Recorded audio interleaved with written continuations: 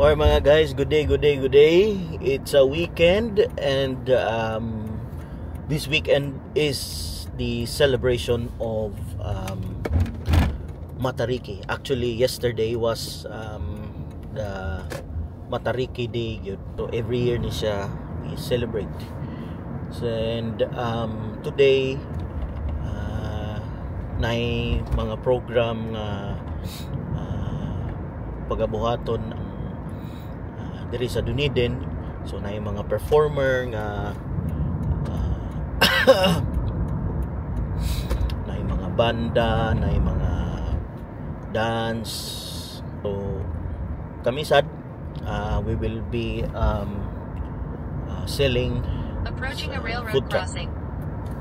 So and at the same time di ay ang Filipino community naapod tay Got Talent. So Filipino Got Talent karon sa di ay.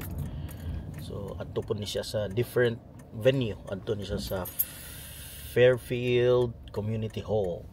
So hopefully makaapas ta later kay